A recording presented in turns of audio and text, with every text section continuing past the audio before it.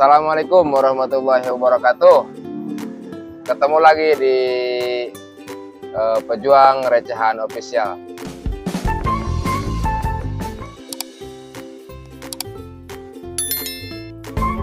Gimana kabarnya kalian semua? Sehat-sehat saja kan? Semoga kalian sehat-sehat saja. Oke teman-teman, di sini saya mau menerangkan, mau ngasih tahu apaan sih tuh? Saya mau ngasih tahu cara ngedisplay produk sama teman-teman.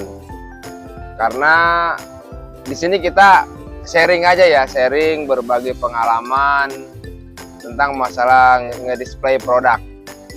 Ini bukan swalayan ya teman-teman, ini bukan supermarket dan ini bukan minimarket, ini hanya toko biasa. Cuman gayanya aja gaya minimarket. Jadi kita jangan sampai kalah sama perusahaan-perusahaan besar. Kita pun di sini tetap harus mengikuti gaya dia karena memang zamannya udah seperti ini. Oke teman-teman, perlihatkan sama kamera nih. Produk itu ada yang best seller, ada yang kurang lah. Istilahnya ada yang kurang laku. Laku mah laku tapi istilahnya kurang berjalan. Ada yang memang produk ini sudah melekat di hati masyarakat, di kepalanya masyarakat udah kayak semacam kayak gini nih. Udah pasti nih produk ini pasti ditanyain, meskipun ini ngumpet dalam celana, udah pasti namanya produk merek ini udah pasti ditanyain. Cara mendisplaynya jangan terlalu mencolok banget, jangan terlalu ke depan banget, biasa-biasa saja. Karena yang penting ada aja istilahnya di rak. Karena apa? Karena memang produk ini ngumpet di dalam celana pun, di kolor pun, tetap dia pasti ditanyain sama konsumen, sama pembeli. Karena memang sudah terkenal gitu kan. Beda halnya sama produk yang belum terkenal. Contoh kayak produk-produk yang lainnya lah, seperti produk yang kurang jalan lah istilahnya. Kita tuh memang benar-benar harus di depan. Pas begitu konsumen masuk, produk itu harus disebutnya apa sih bahasa kerennya, press slip ya. Jadi benar-benar di depan itu dia sudah terpampang dan memang kelihatan sama konsumen. Jadi kalau misalkan konsumen itu pas begitu masuk jalan kayak gini, jadi produk itu udah setinggi badannya manusia itu udah kelihatan produk itu. Pandangan mata tuh udah langsung menuju ke produk yang istilahnya yang kelihatan banget. Nah seperti itulah untuk produk yang kurang best seller, jadi harus benar-benar dia menempatkan yang strategis biar dia berjalan istilahnya sama lancar lah istilahnya. Yang best seller pun juga keluar, dia istilahnya bisa terjual, laris. Yang tidak terlalu best seller pun juga tetap dia bisa laku juga. Terus mau saya kasih tahu juga sama teman-teman, ini waktu habis lebaran kemarin ada perubahan ya toko. Biasanya saya kasir di sebelah, kalau dari arah dalam itu sebelah kiri, kalau di luar posisi sebelah kanan. Sekarang saya posisi kasir itu posisinya di sebelah kanan kalau dari dalam, kalau di luar di sebelah kiri. Jadi sedikit ada perubahan. Jadi di sini saya antara makanan dan sabun-sabun yang produk-produk yang bau-bau lah istilahnya, itu saya pisahkan biar dia tidak berantem teman-teman. Jadi di sini semua produk sabun. Contoh seperti ini. Ini sabun cuci baju. Ini sabun cuci badan. Dan ini sabun cuci tangan saya campur dengan cuci badan. Sama tujuan cuci juga, kulit-kulit juga. Kayak semacam ini, kayak ini buat apa? Kayak untuk pembersih kaca. Ini sabun badan juga, ini pembersih lantai. Jadi ketika konsumen datang mau belanja ke tempat kita, dia memilih tidak lari kemana-mana teman-teman. Sabun cucinya jangan ngambil di atas. Sabun mandinya tinggal ngambil lagi. Sampai ke bawah, sampai buat istilahnya kamar mandi pun kita disejajarkan dari atas sampai bawah, itu semua kebutuhan rumah tangga, kebutuhan dapur lah istilahnya. Seperti sabun mandi, nih sabun mandi batang. Sabun mandi batang dari mulai di bawah, deterjen,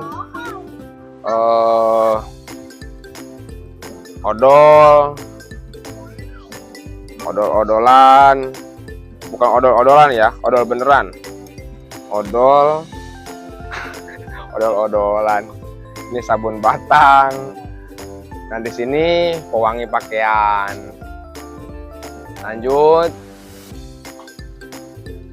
kayak, nah ini nih buat setrika ya, kalian udah tahu semua. Bagi ibu-ibu ini setrika, ini sungguh apa? Ini produk terkenal ya. Jadi kita majangnya pun nggak terlalu benar-benar di depan. Yang penting dia ada di tempat pajangan. Kayak semacam ini pun juga produk terkenal. Ketika orang masuk ada produk yang ditanyakan ini, dia tinggal cari di wilayah sini tempat sabun-sabunan. Nih, ini pewangi sasetan. Dari mulai pewangi sasetan, pewangi pakaian, sampai liquid cuci baju yang cair, liquid, sampai deterjennya, sampai yang deterjen yang ukuran 1 kilo sampai setengah kilo sampai 250 gram. Jadi kita dari bawah sampai atas itu semua produk istilahnya kebutuhan kita sehari-hari buat membersihkan badan, baju, dan rumah. Jadi ketika konsumen masuk, dia nggak bingung mencari produk apa yang dia mau untuk kebutuhan rumah tangganya, tinggal dicari dari atas, dari bawah, dari atas sama, dari bawah sampai atas juga sama, satu tujuan istilahnya, buat kebutuhan rumah tangga juga. Contohnya kalau misalkan kayak kue-kue, kayak Malkis, wafer, jajanan-jajanan, snack-snack, kita posisi ada di rak tengah teman-teman, itu di rak tengah. Dan di sini khusus semua jajanan anak-anak, dewasa juga, kayak Malkis, kayak biskuit, kayak seperti itu. Kalian bisa lihat produk makanan kita sediakan di kayak seperti ini nih teman-teman nih. Ini kalau orang yang belanja bacanya dia sambil jungkir balik teman-teman, karena bingung nyari tenggo nggak ada, padahal tenggo kebalik majangnya, jadi bacanya kakinya di atas, kepalanya di bawah gitu. Jadi benar. Nah ini kita benerin aja ya. Sorry nih teman-teman nih, biasa. Oh lagi kita buru-buru, lagi rusuh, sibuk. Istilahnya yang penting kita barang itu terpajang lah ya. Barang terpajang. Jadi kalau buru-buru memang gini, tapi sebenarnya sih enggak. Kalau kita lagi santai, lagi nggak ada pembeli, kita bereskan, kita rapihkan kembali ke istilahnya gimana kita majang yang sebenarnya. Itu tips dari saya. Dan alhamdulillah teman-teman, selama setelah puasa, setelah lebaran, ada perubahan sedikit dari pendisplayan di toko saya. Alhamdulillah, istilahnya ada sedikit kemajuan dari konsumen. Konsumen pun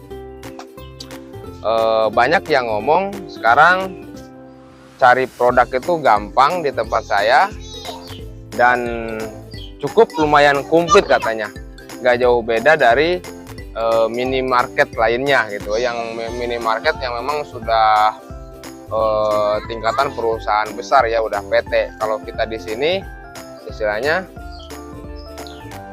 masih istilahnya toko-toko biasa, cuman gayanya aja gaya minimarket, dan sengaja saya ikutin zaman sekarang ya.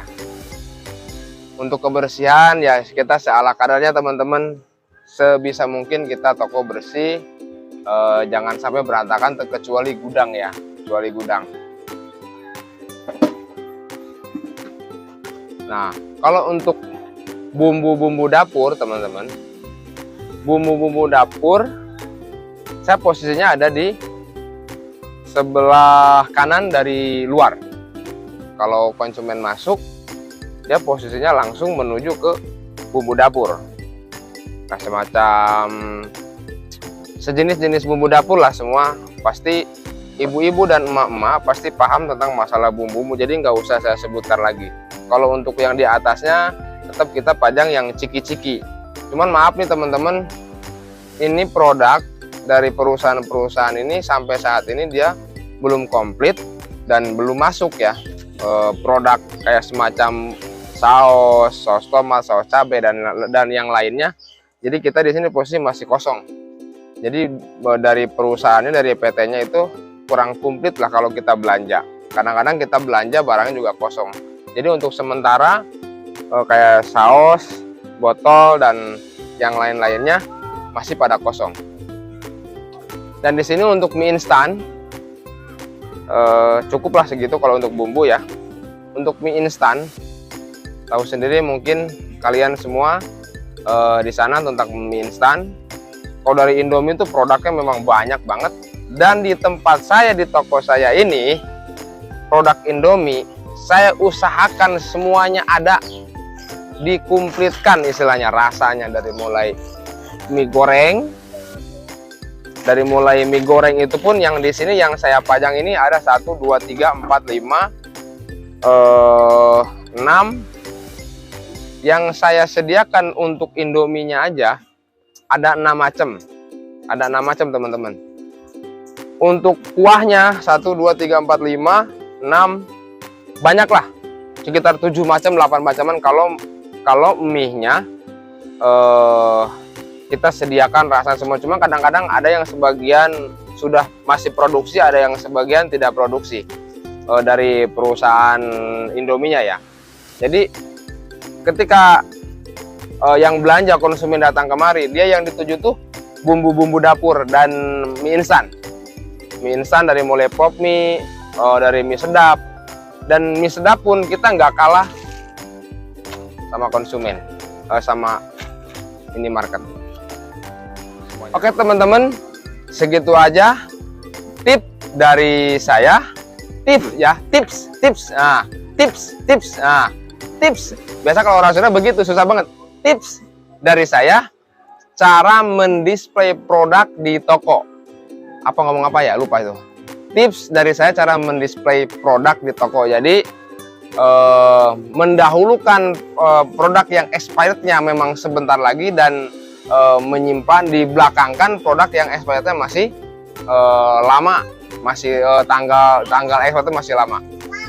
Segitu aja dari kita. Semoga video ini bermanfaat bagi teman-teman semua yang seperjuangan dengan kita, seperjuangan dengan saya. Semoga kalian sukses semua. Oke, terima kasih.